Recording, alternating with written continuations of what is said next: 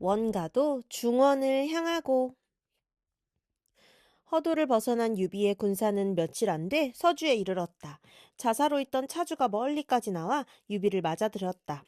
아직 허도의 내막을 모르는 차주는 유비가 조조의 명을 받아 온 것이란 점만 믿고 정성을 보인 것이었다. 유비를 대접하는 잔치가 끝나자 미축과 손건이 전에 유비를 따르던 이들과 함께 보러 왔다. 유비는 오랜만에 집으로 돌아가 늙고 젊은 가솔들과 지내는 한편 사람을 뽑아 원술의 움직임을 살펴보게 했다. 오래자나 조조의 부중에서 만총에게 들은 말을 뒷받침하는 소식이 들려왔다. 원술은 지나치게 사치가 심해 장수인 뇌박과 진란이 그를 버리고 숭산으로 숨는 등 세력이 많이 줄었습니다. 홀로 지탱할 수 없게 된 원술은 할 수 없이 종형 원소에게 글을 보내 제호를 바치겠다 하니 원소도 그를 받아들이겠다 했습니다. 이에 인마를 수습하고 황제 노릇할 때에 어용지물을 챙긴 뒤 원소에게 가기 위해 서주로 오고 있다고 합니다. 그 같은 소식을 들은 유비는 곧 중도에서 원수를 치기 위해 군사를 움직였다. 관우와 장비 외에 주령, 노소 등 조조가 딸려보낸 장수들과 5만 군사를 몰아 원술이 지날 길목에 진을 치고 기다리기로 했다. 오래자나 원술의 선봉 기령이 대군을 이끌고 그곳에 이르렀다. 오랜 싸움에 굶주려 온몸이 근질거리던 장비가 나는 듯 말을 달려나가더니 한마디 수작도 건네보지 않고 똑바로 기령에게 덤벼들었다. 기령 또한 원술의 상장이라 걸어오는 싸움을 피하지 않았다. 한동안 둘의 싸움은 제법 볼만하게 어우러졌다. 그러나 이미 몰락해가는 주인을 둔 탓인지 기령은 끝내 장수의 적수가 되지 못했다. 미처 열합을 넘기지 못하고 한 소리 외침과 함께 내지르는 장비의 창에 찔려 말 아래로 떨어졌다. 대장이 그 모양으로 죽자 원술의 선봉군은 허물어지고 군사들은 흩어져 도망치기 시작했다. 이때 다행히 원술이 스스로 대군을 이끌고 나타나 싸움은 크게 어우러지게 되었다. 유비는 군사를 세 갈래로 나누었다. 주령과 노소는 왼편에 있게 하고 장비와 관우는 오른편을 맡게 한 뒤 스스로는 중군이 되어 마주쳐갔다. 처음한치 원술이 문기 아래 서 있는 걸 보자 유비가 큰 소리로 꾸짖었다. 너는 나라에 반역했을 뿐만 아니라 사람의 도리조차 어긴 놈이다. 나는 지금 밝으신 조서를 받들어 너를 치러 왔다. 마땅히 두 손을 묶어 항복한다면 지난 죄는 면할 수도 있으리라. 원술도 가만히 있지 않았다. 한껏 소리 높여 유비에게 욕설을 퍼부었다. 너는 본시 돗자리나 짜고 집신이나 삼던 하찮은 무리약관을 어찌 감히 나를 그토록 가볍게 여기느냐! 니네를 사로잡아 그 버릇없는 혀를 잘라놓으리라! 그러고는 그대로 군사를 몰아 덤벼들었다. 유비는 잠시 그 기세에 못 이긴 척 군사를 물렸다. 그걸 알리 없는 원술의 대군이 유비의 진채 깊숙이 밀려들자 호련 좌우에서 군사가 일었다. 왼쪽에서 쏟아지는 것은 주령과 노소의 군사요. 오른편에서 밀고 드는 것은 관우와 장비의 군사들이었다. 원술은 당황했다. 그때 다시 도망치던 유비가 되돌아서서 치고 나오자 더 견뎌낼 재간이 없었다. 눈사태 뭉그러지듯 무너지니 곧 들판은 원술의 군사들이 남긴 시체로 덮이고 흐르는 피는 내를 잃을 지경이었다. 간신히 목숨은 건져 달아났으나 원술의 비유는 거기서 그치지 않았다. 제 주인을 믿지 못하게 된 사졸들은 저마다 살 길을 찾아 흩어지고 그 위에 숭산으로 달아났던 옛 장수 뇌박과 진란이 나타나 곡식과 돈까지 빼앗아가 버렸다. 원술은 할 수 없이 원래의 근거지인 수춘성으로 돌아가려 했으나 그마저도 쉽지 않았다. 곳곳에서 도적대가 벌떼처럼 일어 덤벼드니 돌아갈 길이 없었다. 겨우 강정이란 궁벽한 곳으로 쫓겨들어 진채를 내렸다. 그때 남은 군사는 1000명 남짓. 그나마도 모두 늙고 힘없는 자들이었다. 때는 한창 더운 철인데 양식은 다하여 남은 것은 다만 보리 30가마였다. 그것이나마 군사들에게 모두 나누어 주어 버리자 거느린 가솔들은 먹을 것이 없어 굶어 죽는 자가 많았다. 한때 황제를 칭하던 원술의 가솔이 겪는 것 치고는 너무도 비참한 정경이었다. 원술도 고생스럽기는 마찬가지였다. 끼니라고 내오는 것이 잡곡밥이니 그때껏 호사스럽게 지내던 그의 목구멍에 넘어갈 리가 없었다. 수저를 드는 둥 마는 둥 하고 주방일을 맡는 자에게 꿀물을 가져오게 했다. 답답한 속 때문에 생긴 갈증이라도 달래보려는 뜻에서였다. 꿀물이 어디 있어? 있다면 핏물이나 있을까? 주방일 맡은 자가 퉁명스레 대꾸했다. 다 망하여 쫓기는 주제에 딴에는 애써 장만한 음식을 거칠다 하여 내치고 없는 꿀물만 찾는데 부하도 낫거니와 이제는 더 참을 기분도 아니었다. 주방 일 맡은 자의 그 불측한 대거리에 원술은 억눌러온 심화가 일시에 터졌다. 내 이놈! 평상에서 벌떡 몸을 일으키며 크게 호통을 치다 그대로 땅바닥으로 굴러떨어지니 피를 한 마리나 토하고 죽어버렸다. 때는 건한 4년 6월이었다. 원술에 대해 정사 삼국지의 저자인 진수는 이런 평을 하고 있다. 원술은 사치하고 음란하며 방탕하여 그 끝이 좋지 못했으니 그는 모두 스스로가 불러들인 화이다. 거기 비해 주를 단 배송지의 평은 훨씬 심하다. 사치하고 음란하여 그 끝이 좋지 못했다는 것만으로는 원술의 큰 악을 보여주기에 넉넉하지 못하다. 어쨌든 연의와 정사의 잦은 상위에도 불구하고 원술에 대한 인물평만은 일치하는 것으로 보아 그야말로 사람과 귀신의 미움을 함께 받은 모양이었다. 원술이 죽자 그 조카 원유는 원술의 시신과 그 처자를 이끌고 여강태수 유훈에게 의지해갔다. 그때 서구란 자가 있어 무리를 이끌고 도중에 그들을 습격했다. 변변한 군사 몇 조차 딸리지 못한 원술의 유족들을 마음껏 죽인 뒤에 옥새를 빼앗아 허도의 조조에게 바쳤다. 조조는 크게 기뻐하며 서구에게 고릉의 태수 벼슬을 내리고 옥새를 거두니 그때부터 전국의 옥새는 조조의 손에 들어갔다. 한편 간신히 서구의 손을 벗어난 원술의 딸과 아들 요는 여강태수 유훈에게 갔으나 곧 손책이 보낸 군사에게 유훈이 패하자 손책에게 황복해버렸다. 손책은 원술의 딸을 후궁으로 받아들이고 원술의 아들 요에게는 낭종 벼슬을 주어 강동에 살게 했다. 뒷날 손권은 원요의 딸을 자신의 아들 손분의 배필로 삼기까지 했으나 지하에 둔 원술로 보면 한 가지로 굴욕적인 자손들의 몰락이었다. 원술이 죽었다는 소식은 유비의 귀에도 들어갔다. 유비는 그 소식을 조정에 상주함과 아울러 조조가 딸려보낸 주령과 노소를 따돌리기로 하고 글 한 통을 닦아주며 둘에게 말했다. 이미 원술이 죽었으니 두 분 장군께서는 허도로 돌아가 승상께 이 글을 올려주시오. 나는 서주가 허술하니 그곳에 남아 지키겠소. 조조와 유비의 미묘한 관계를 잘 알지 못하는 주령과 노소로서는 굳이 유비의 말을 거슬려 가며 남을 이유가 없었다. 그날로 약간의 졸개들만 데리고 허도로 돌아갔다. 그래도 주령과 노소에게 한가닥 기대를 걸고 있던 조조는 그 둘이 편지 한 통만 들고 덜렁 허도로 돌아오자 몹시 노했다. 저 미련한 두 놈을 끌어내 베어버려라! 그때 순욱이 나서서 말렸다. 이미 대권이 현덕에게 있는데 그 수하에 있던 저 둘이 무슨 수가 있겠습니까? 현덕의 교활함을 나무라실지언정 저 둘을 벌주어서는 아니 됩니다. 조조도 그 말을 듣자 무턱대고 화만 낼 수는 없었다. 주령과 노소를 목베는 대신 꾸짖어 물리치고 다시 순욱과 마주 앉았다. 마침 서주에는 차주가 태수로 있습니다. 그에게 몰래 글을 보내 현덕을 없애도록 하는 게 좋겠습니다. 순욱이 그런 조조에게 조용히 말했다. 조조도 그 계책이 그럴듯하다 여겼다. 곧 사람을 뽑아 몰래 차주에게 글을 보냈다. 때를 보아 유비를 죽이라는 글을 받자 차주는 곧 진등을 불러 그 일을 의논했다. 저번 여포를 잡아 죽일 때 세운 공으로 보아 어김없이 조조의 사람이 되었다고 믿은 탓이었다.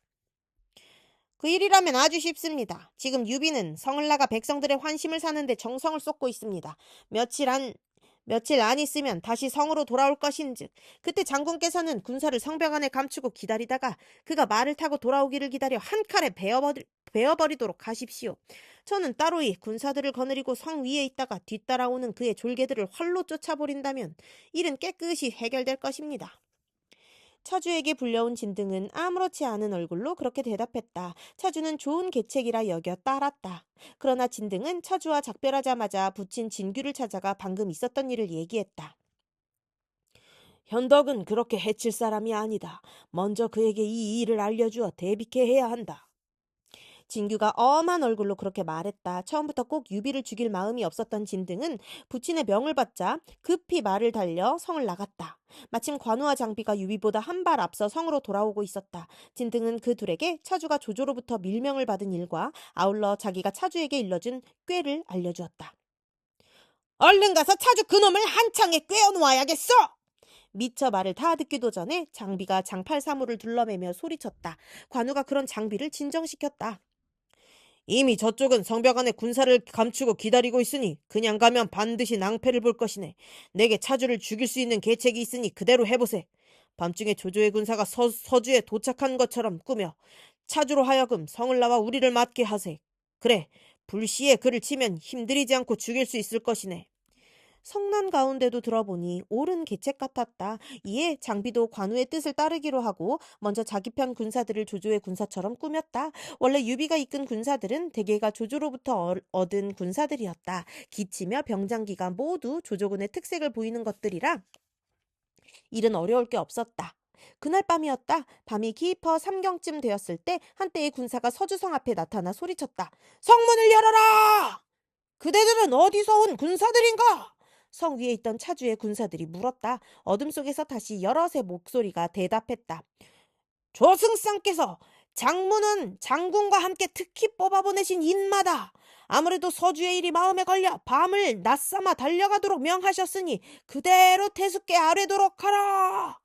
군사들이 그대로 차주에게 알렸다. 차주가 성 위에서 나가 내려다 보았으나 어둠 속이라 자세히 알 수가 없었다. 되돌아가 진등을 잡고 걱정했다.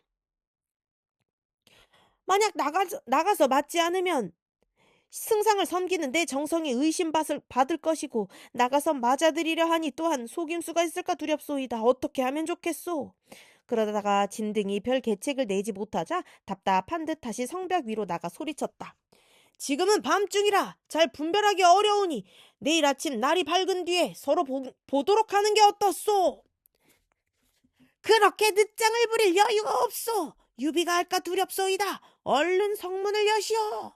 바깥의 군사들이 한층 급한 목소리로 재촉했다. 그래도 차주가 결정을 짓지 못하고 있는데 성 밖에서 성문을 열라는 함성은 한층 높아졌다. 언뜻 보이는 기치도 조조의 군사들이 항용 쓰던 것들이었다.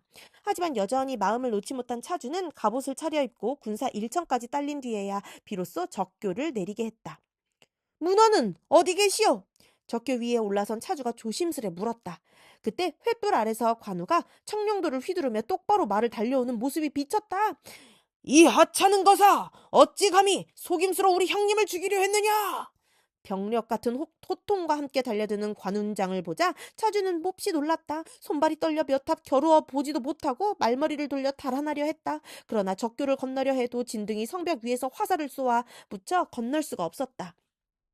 차주는 할 수 없이 성벽을 끼고 달아나기 시작했다. 그러나 멀리 갈 팔자는 못 되었다. 뒤따라온 관웅장이 청룡도를 번쩍 들어 한 번 내려침과 함께 차주의 몸은 두 동강이나 말 아래로 굴러떨어졌다. 반적! 차주는 내가 이미 죽였다! 나머지는 죄가 없으니 항복만 하면 죽음은 면하리라! 관웅장이 차주의 목을 베어들고 우레와 같은 목소리로 외쳤다. 그러자 서주를 지키던 차주의 군사들은 모조리 창칼을 거꾸로 잡고 관우와 장비에게 항복해버렸다. 백성들도 아울러 유비에게로 돌아서니 성안은 곧 평온을 되찾았다. 관우는 뒤늦게 성 안으로 들어온 유비에게 차주의 목을 받침과 함께 그동안의 일을 알렸다. 유비가 깜짝 놀라며 말했다. 큰일 날 짓을 했네. 자기가 믿고 서주를 맡긴 차주를 함부로 죽였으니 어찌 가만히 있겠나. 만약 조조가 대군을 이끌고 온다면 어쩔 셈인가. 아우와 장비가 나가 맡겠습니다. 관우가 늠름하게 대답했으나 현덕은 종래 근심을 지을 수가 없었다. 누구보다 조조의 세력을 잘 알고 있는 그로서는 당연한 일이었다. 유비가 성 안으로 들어서니 늙고 젊은 백성들이 길에 엎드려 유비를 맞이했다. 그들을 일일이 위로하고 태수의 부중으로 들어간 유비는 곧 장비를 찾았다. 그때 이미 장비는 차주의 일가 노소를 모조리 죽이고 돌아온 뒤였다. 딴에는 후환을 없앤다고 한 짓이었지만 그 참혹한 일에 유비도 드디어 성을 내어 꾸짖었다. 조조가 아끼고 믿는 사람들을 모조리 죽여놓고도 어찌 성하기를 바라겠느냐. 너무 끔찍하구나. 그러고는 더욱 큰 근심에 빠져들었다. 보고 있던 진등이 딱 했던지 한 가지 빠져나갈 길을 알려주었다. 지금 조조가 두려워하는 것은 원소입니다. 원소는 기주, 청주, 병주, 유주, 네 고을을 호랑이 굴로 삼아 조조에게 맞서고 있는 바 갑병이 100만이요 그를 섬기는 문무의 인재도 매우 많습니다. 이 같은 때에 어찌 그에게 사람을 보내 구함을 청해보지 않으십니까? 원소와 나는 예전에 한번 만났을 뿐 그동안 내왕이 거의 없었소이다. 거기다가 이번에 다시 그의 아우 원수를 쳐 없앴는데 어찌 나를 도우려 나서겠소? 유비가 맥없이 반문했다. 원소와 원술은 오래 반목했으나 적어도 근래에는 화해가 성립되어 있었다. 그러나 진등은 조금도 걱정하지 않았다.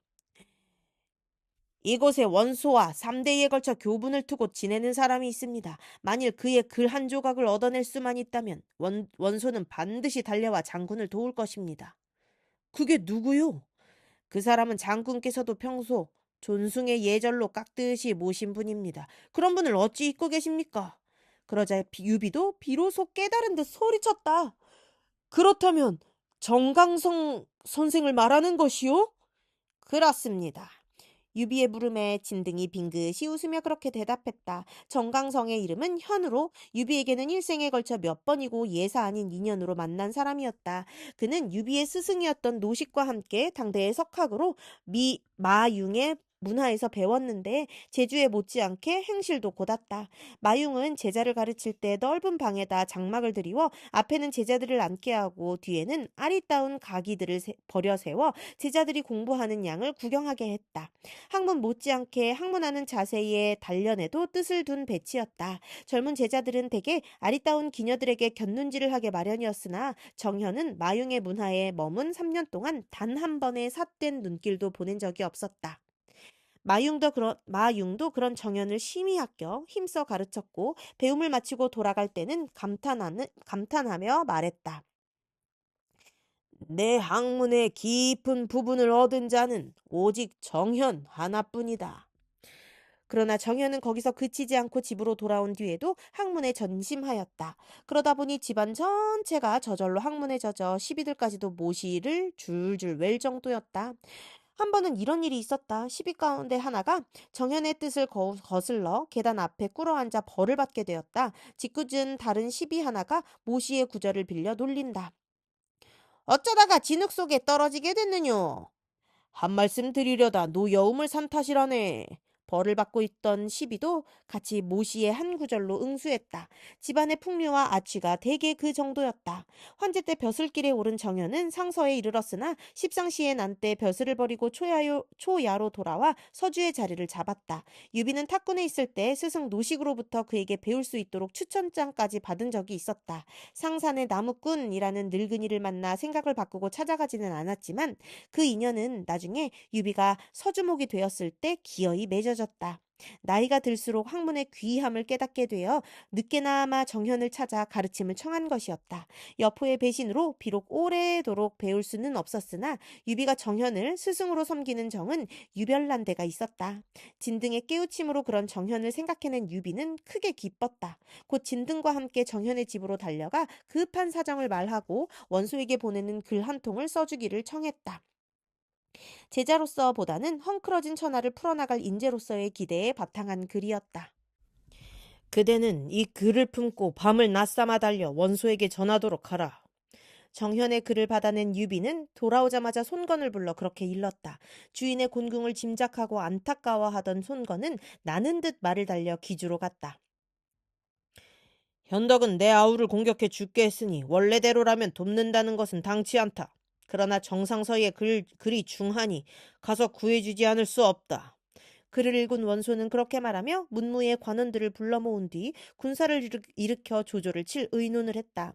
모사 전풍이 일어나 말했다.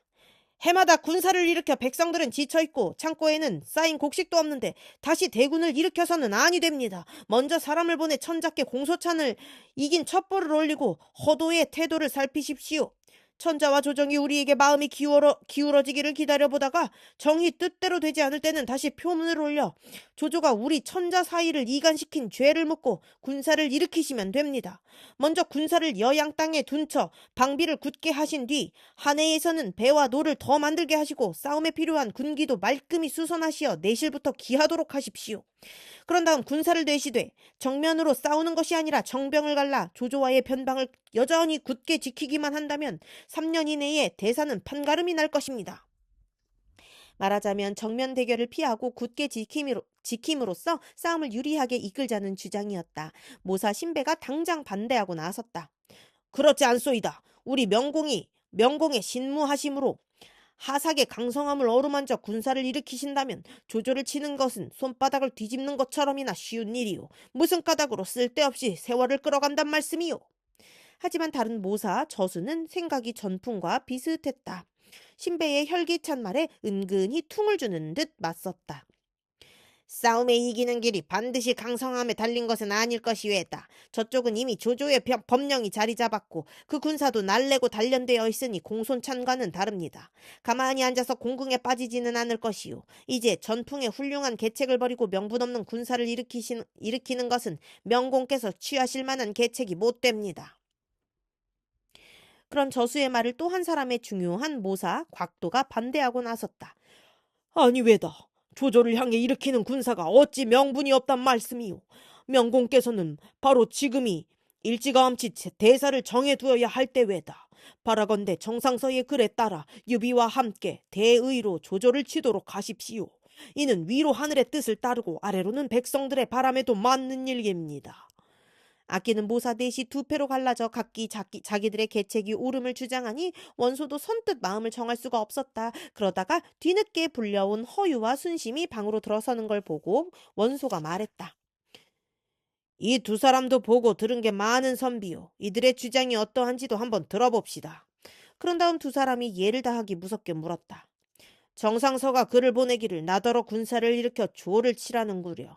그대로 군사를 일으키는 것이 옳겠소. 군사를 일으키지 않는 편이 옳겠소. 그러자 두 사람은 목소리를 함께하여 대답했다.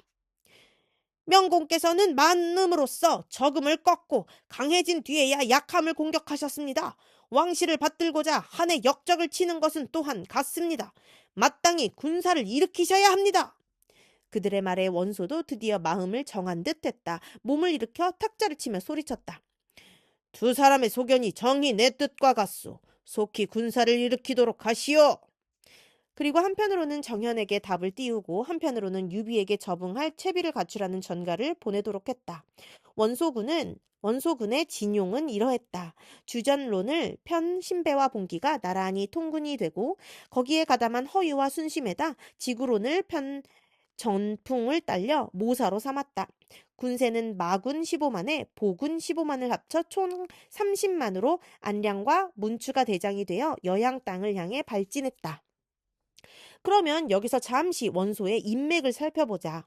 신배는 위군 사람으로 자를 정남이라 했다. 어려서부터 충렬, 강계의 기상이었으며 함부로 범할 수 없는 절도가 있었다.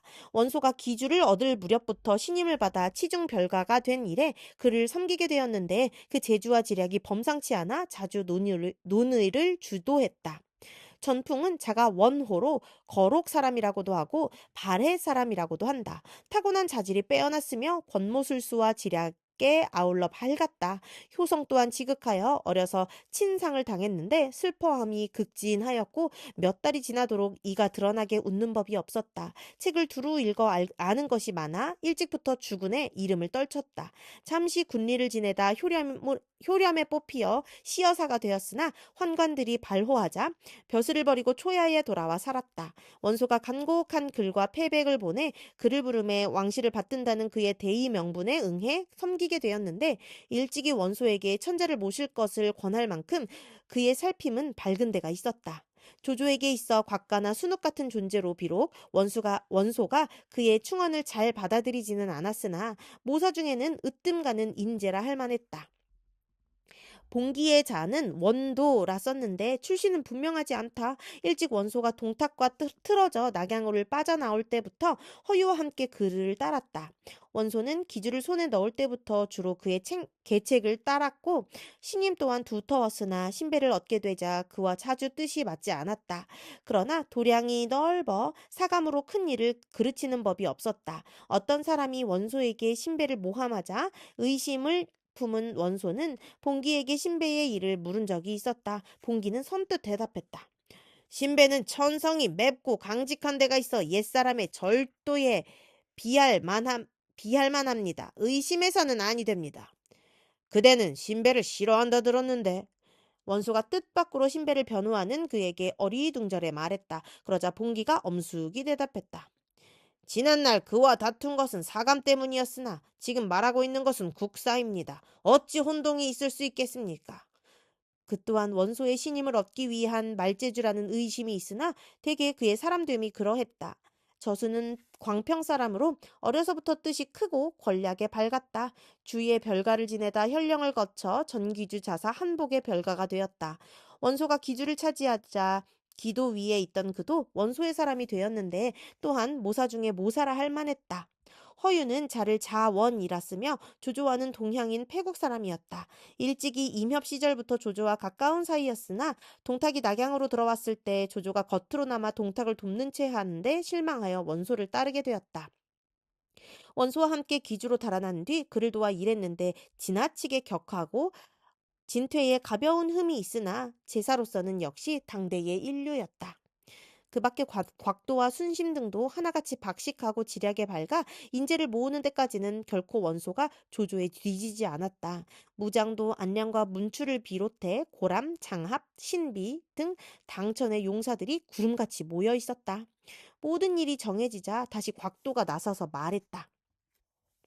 이제 명공께서 조조를 치시고자 크게 떨치고 일어나셨으나 먼저 해야 할 것은 조조의 죄악을 모조리 헤아려 경문을 여러 군에 돌리시는 일입니다. 사방에 널리 그 죄를 성토하고 군사를 내셔야만 명분이 바로 서고 사람들도 우리의 말을 따를 것입니다. 원소도 그 말을 옳게 여겼다. 곧 문전을 맡고 있는 진림을 불러 조조를 성토하는 경문을 짓게 했다. 진림은 지난날 하진이 환관들을 뿌리 뽑고자 사방의 군웅들을 불러들이려 할 때 그 같은 계책의 어리석고 위태로움을 지적하며 말리던 주부 진림, 바로 그 사람이었다. 예견한 대로 낙양에 들어온 동탁이 난리를 일으키자 기주로 피신했다가 오래자나 기주를 차지한 원소의 부름을 받아 문전을 관장하고 있었다. 명을 받은 진림은 그 뛰어난 문장으로 경문을 써내려갔다. 대저 듣기로 밝은 임금은 변란을 억눌러 위태로움을 없이 하고 충성스런 신하는 어려울 때를 걱정해 권세와 위엄을 세운다 했다. 그러므로 비상한 사람이 있어야 비상한 일을 하고 비상한 일이 있은 뒤에야 비상한 공이 이루어지게 되니 무릇 비상한 일은 오직 비상한 사람만이 뜻할 수 있는 바다. 옛적 진은 나라는 굳세어도 임금이 여려 조고가 권세를 잡고 조정을 마음대로 하였다. 위세와 화복이 모두 그로부터 나오니 그때 사람들은 두려움을 느껴 감히 바른 말을 하지 못했다. 그러다가 이세 황제는 끝내 망이궁에서 조고에게 죽고 조종은 모두 불타 없어짐에 그 욕됨은 오늘까지 전해와 길이 세상에 경계할 바가 되어 있다. 그 뒤 한 해 여후 때에는 여산과 여록이 나라의 권세를 오로지 해서 안으로는 남군 북군을 함께 거느리고 밖으로는 양과 조 두 나라를 아울러 주물렀다. 조정의 온갖 중한 일을 저희 멋대로 해치웠으며 아랫사람이 윗사람을 신하가 임금을 얕보고 대신하니 나라한 사람들이 모두 한심하게 여겼다. 이에 강후와 주허후가 군사를 일으켜 포악한 역적들을 분노로 쳐 죽이고 태종을 세웠다. 그리하여 왕도를 다시 일으켜 세우고 그 빛남이 널리 드러나게 했으니 이는 곧 대신이 권세와 위엄을 세워 나라의 어지러움을 구한 뚜렷한 본보기이다. 조조의 하레비인 중상시 조등은 좌간 서황 같은 내시들과 어울려 갖은 묘사스럽고 못된 짓을 다 한 자이다. 더럽게 재물을 긁어모으고 거칠 것 없이 날뛰어 세상의 풍속을 썩게 하고 백성들을 못살게 굴었다. 조조의 애비 조승은 원래 버럭질하며 돌아다니다가 조등의 양자가 된 뒤 뇌물을 써서 벼슬자리를 얻은 자이다. 바리바리 금은 보옥을 권세 있는 이의 집으로 실어날라 마침내는 태위까지 사게 되니 천하의 중한 일을 함부로 둘러 엎은 꼴이다. 이제 그 아들 조조를 보자. 조조는 더러운 내시의 자손으로서 원래 아름다운 덕을 갖추지 못했으면서도 교활하게 협행을 꾸미며 어지러움을 좋아하고 화를 일으키기를 즐겨했다. 막부, 즉 원소. 막부는 응양군을 이끌고 흉악한 역적의 무리를 쓸어 없앴으나 잇따라 동탁이 나와 높은 자리를 차지하고 나라를 힘으로 억눌렀다. 이에 막부는 칼을 뽑고 북을 울려 동하에서 군사를 일으켰다. 영웅을 끌어모음에 버릴 자는 버리고 쓸 자는 쓰니 그로 인해 조조와도 함께 의논하고 꾀를 합치게 됐다. 그때 조조에게 군사를 내어준 것은 그의 매나 개 같은 재주를 막부의 발톱이나 이빨로 쓰려 함이었다. 그러나 조조는 어리석고 계략이 짧아 가볍게 나아가고 쉬이 물러남으로써 여러 번 군사만 잃고 싸움에 져 쫓기었다. 막부는 그런 조조에게 다시 군사를 나누어 잃은 것을 채워주었고 한편으로는 천작계 아래어 동군 태수로 삼고 연주 자사에까지 오르게 했다. 그렇게 하여 세력과 위험을 쌓게 해준 것은 적과의 싸움에서 이겼다는 소식을 전해오기를 바라는 마음에서였다. 그러나 조조는 발디딜 근거가 생기자 함부로 날뛰기 시작해 흉악하고 못된 짓을 멋대로 저질렀으며 어진 이를 죽이고 착한 이를 해쳤다. 구강태수 변량은 재주있고 씩씩하기로 이름난 사람이었으나 바른 말만 하고 아첨을 모르다가 죽음을 당해 그 목은 저잣거리에 걸리고 그 아내와 자식들도 모두 목숨을 잃었다. 선비들이 그 일을 분히 여기고 백성들의 원망도 높아가 한 사람이 팔을 걷어붙이고자 모든 고을이 소리를 함께해 조조를 욕했다. 그 때문에 조조는 서주에서 패해 그 땅은 여포에게 뺏기고 동쪽으로 떠돌며 거처할 곳조차 얻지 못했다. 막부는 나라의 줄기를 든든히 하고 곁가지가 쓸데없이 무성하는 걸 막고자 반역하는 무리에 들지 않고 다시 군사를 내어 자리 말듯 밀고 나아가 적을 쳤다.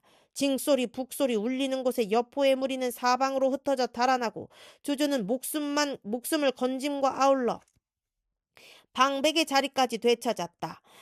따지고 보면 막부는 연주 땅 백성들에게는 아무런 덕도 베풀지 못하고 헛되이 조조만 크게 도와준 셈이 되고 말았다. 그 뒤 천자께서 낙양으로 되돌아오시자 역적의 무리들이 떼지어 쳐들어왔다. 그때 막부는 기주에 있었으나 마침 북쪽의 더러운 도적이 우리 백성을 놀라게 해 그 어려운 국면에 기주를 비울 수가 없었다. 따라서 막부는 종사중랑 서훈을 보내 조조로 하여금 먼저 낙양으로 가게 했다. 가서 불탄 종묘를 수리하고 어린 임금을 지키라 한 것인데 조조는 모든 걸 제멋대로 하고 임금과 신하를 겁주어 억지로 천자를 자신에게로 옮겨 가두었다. 왕실을 낮추고 욕보였으며 법을 뒤엎고 나라의 기강을 어지럽혔다. 앉아서 삼대를 거느리고 조정의 일을 제멋대로 하니 상과 벌이 모두 그의 마음에 달렸고 죽이고 죄주는 일 또한 그 입끝에서 정해졌다. 그의 아낌을 받으면 위아래로 오대가 빛났고 미움을 받으면 삼족이 죽어 없어졌다. 여럿이 모여 떠들면 드러내놓고 죽였으며 마음속으로 욕하는 이는 아무도 모르게 죽이니 모든 벼슬아치는 입을 다물고 다만 눈짓으로 뜻을 통하며 상선은 다만 조회를 적을 뿐이고 공경은 그저 자리나 채울 뿐이었다. 태위 양표는 일찍이 사도 사공을 지내 나라에서 가장 높은 벼슬 자리를 거친 이었다. 그러나 조조의 눈밖에 나자 죄 아닌 죄로 갖가지 고문을 당하고 혹독한 형벌을 받았으니 조조가 제 마음 내키는 대로 하며 나라의 기강을 돌보지 않음이 그와 같았다. 또 의랑 조언은 충성스럽고 바른 말을 해 그 옳음이 하나같이 받아들일 만했다. 조정에서도 그 말에 귀를 기울여 때로는 잘못을 고치고 때로는 그 충성을 상주었으나 조조는 나라의 권세를 훔치기 위해 바른 말을 못하게 하려고 조언을 죽이고 천작게 아뢰지도 않았다. 또 양효왕은 선제와 한 어머니에게서 난 형제간이니 그 묘소는 떠받들어져야 하고 둘레의 소나무 잣나무까지도 마땅히 귀히 여겨 지켜야 한다. 그런데도 조조는 군사와 관리를 거느리고 가서 그 무덤을 파헤치고 관을 깨어 시신을 드러내면서까지 금은과 보화를 꺼냈다. 천자께서 눈물을 흘리시고 백성들이 모두 슬퍼해 맞이 않는 일이다. 조조는 또 발구중랑장이니 모금교인이 하는 벼슬아치를 내세워 닥치는 대로 무덤을 파헤치게 하니 보물과 함께 묻힌 해골치고 드러나지 않은 게 없다 할 만하다. 몸은 비록 삼공의 자리에 있다 해도 그 하는 짓은 도둑이나 다를 바 없다. 실로 나라를 더럽히고 백성을 해치며 사람과 귀신에게 아울러 독한 짓을 하는 자이다. 거기다가 그 다스림의 세세함은 끔찍하고 모질다. 법과 형벌을 두루 펴서 세상살이 곳곳에다 함정을 파고 길을 막으니 백성들은 손을 들면 그물에 걸리고 발을 움직이면 함정에 떨어지게 되었다. 이에 연주, 예주의 백성들은 즐거움을 모르고 천자 계신 서울은 원망소리만 드높을 뿐이다. 세상의 책을 모조리 들쳐 무도한 신하를 찾아낸다 한들 조조보다 더 욕심 많고 잔인하며 가혹한 자가 어디 있으랴. 막부는 한창 바깥에 간사한 역적을 치느라 바빠 그런 조조를 다스리고 가르칠 겨를이 없었다. 그저 너그러이 용서해 그가 마음을 고쳐먹기만 바라며 그때그때를 보아 넘기는 게 고작이었다. 그러나 조조는 늑대같이 컴컴한 마음으로 가만히 화를 일으킬 음모를 키워나갔다. 나라의 기둥 같고 대들보 같은 신하들을 휘어잡아 한시를 외롭고 약하게 만들고 충성되고 바른 이들을 내쫓거나 죽여 홀로 우뚝한 영웅이 되었다. 지난번 우리가 북을 올려 북쪽에 공손찬을 칠 때 굳센 적은 모질게 맞서 애워싸이고도 1년이나 버티었다. 조조는 적이 깨뜨려지지 않음을 보고 몰래 그를 주고받아 겉으로는 우리를 돕는 체 하면서도 안으로는 가만히 우리를 덮치게 했다. 다만 그 심부름꾼이 우리에게 잡히어 흉계가 드러나고 공손찬 또한 죽음을 당한 까닭에 칼날을 감추고 못된 깨를 거두어 우리를 해치지 못했을 뿐이다. 이제 조조는 오창에 머물러 우리가 강을 건너기 어려움만 믿고 버마 제비의 앞발 같은 도끼로 수레바퀴 같은 우리의 군사에 맞서려 한다. 막부는 한실의 위령을 받들어 천하를 바로잡으려 하는 바 긴 창을 든 군사 100만의 말탄 장수의 무리만도 천이다. 옛적의 중황이나 육, 횟같이 날래고 씩씩한 장사가 좋은 활과 강한 세뇌를 갖춰 떨쳐 일어남이니 병주의 고관은 대행산을 넘고 청주의 원담은 이미 제수와 탑수를 건넜다. 대구는 그 머리를 앞으로 향해 황하를 건너고 형주의 군사는 완성과 섭성으로 내려가 조조의 뒤를 끊었다.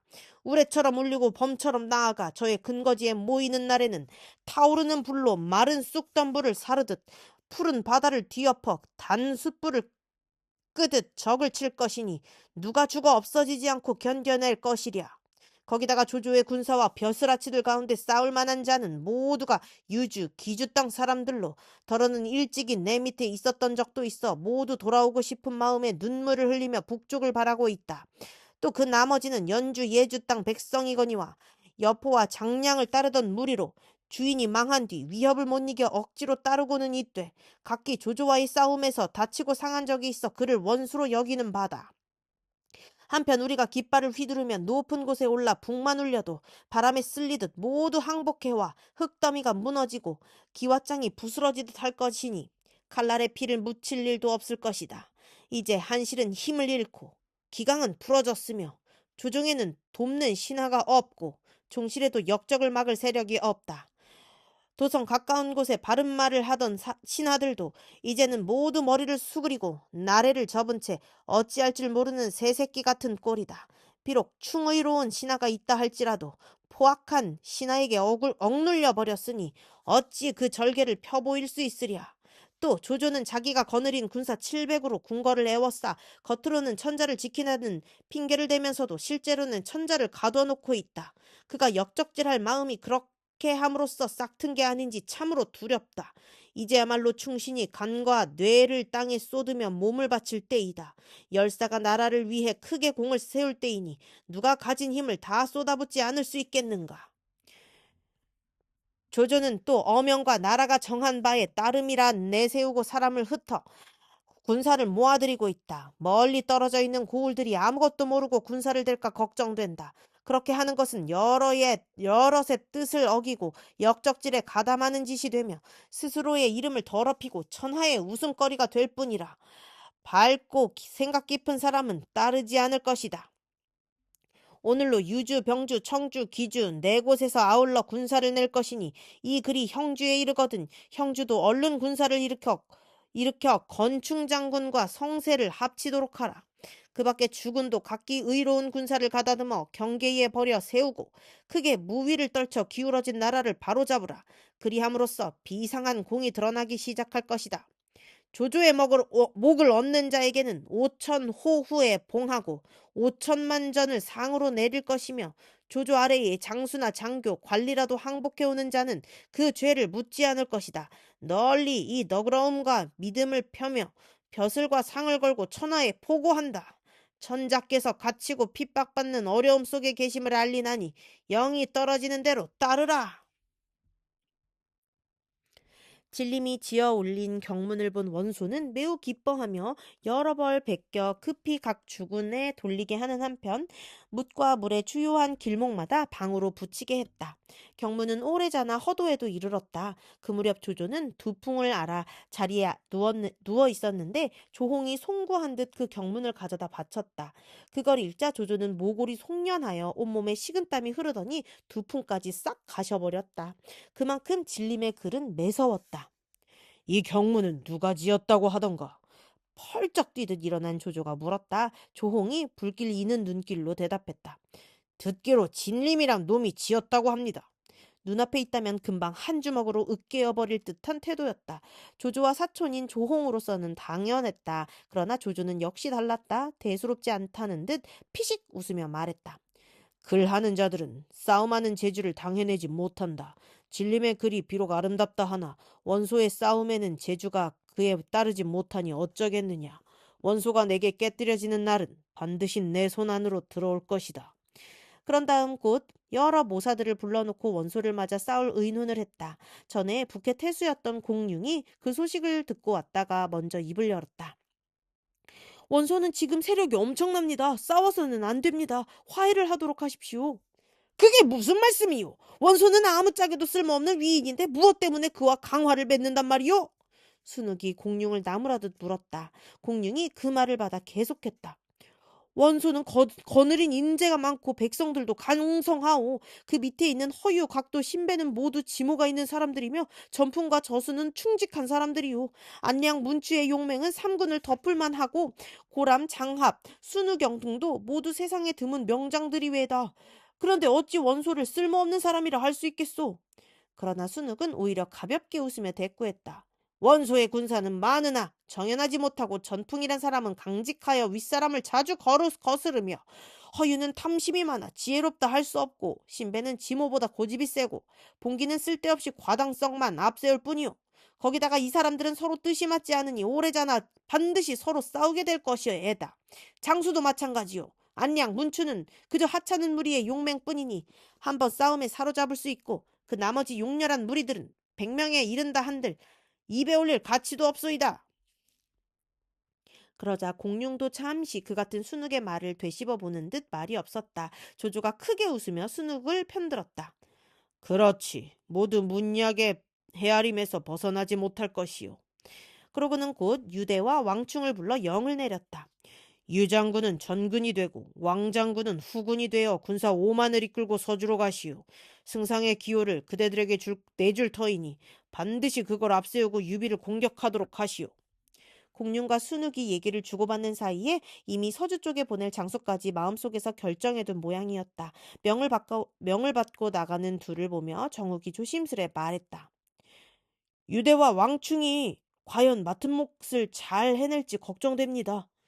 정사에 따르면 유대는 자가 공산이고 패국 사람이다. 그런데 연의에서는 그가 옛날에 연주자사였는데 조조가 연주에 취함에 이르러 유대는 조조에게 투항하였고 조조는 그를 편장으로 등용하였다고 하니 아마도 연의의 저자는 그와 동네 모평 사람인 유대를 혼합하여 한 사람으로 얘기한 것이 분명하다. 유대는 편장 노릇을 하고 있었고 왕충은 그보다도 더 이름 없는 장수였다. 조조가 빙긋 웃으며 대답했다. 나도 역시 이들이 유비의 마스가 되지 못하리라는 것은 알고 있어. 다만 허장성세로 유비를 속이려는 것뿐이요. 다시 말해 조조는 모든 역량을 원소와의 싸움에 집중시키기 위해 유비를 우선 서주에 묶어두기만 하려는 것이었다. 그것은 유대와 왕충이 서주로 떠나기에 앞서 덧붙인 당부로 더욱 뚜렷했다. 결코 가볍게 나아가지 마시오. 굳게 지키며 내가 원소를 깨뜨릴 때까지 기다리면 그때 서주로 대군을 몰고 가 유비마저 깨뜨릴 것이오. 그리고 그들이 떠나자 조조는 스스로 20만 대군을 이끌고 여양을 향해 떠났다. 여양에 이르러 조조는 원소의 대군과 80리 거리를 두고 진체를 내렸다. 먼저 와서 기다리고 있는 원소의 대군이라 섣불리 덤벼들 수 없었기 때문이었다. 그리고 적의 허시를 탐지한 뒤 싸우기 위해 호를 깊이 파고 담을 높이 쌓아 방비부터 든든히 하니 이번에는 원소도 섣불리 공격할 수 없었다. 서로 멀찌감치서 맞서 상대가 공격해 오기만을 기다리는 새에 2달이 흘렀다. 가을 8월에 떠나 초겨울 10월에 접어든 것이었다. 원래 이치로 보아서는 원소 쪽이 공격에 나서야 했다. 먼저 와서 충분히 휴식을 취했을 뿐만 아니라 공손찬이란 강적을 쳐부순 지도 오래되지 않아 사기도 드높은 편이었다. 하지만 그때 이미 원소의 진영은 마침내 그들 모두를 파멸로 이끌 고지를 앓고 있었다. 다름 아닌 내분이었다. 먼저 허유는 신배가 군사를 이끌고 자신은 한낱 보사로 나앉은 것이 즐겁지 아니했다. 진격해 공을 세워봤자 제 공이 못 되리란 생각으로 굳이 속전을 주장하지 않았다. 다음, 저수는 또 원소가 자신의 계책을 써주지 않은 것에 한을 품었다.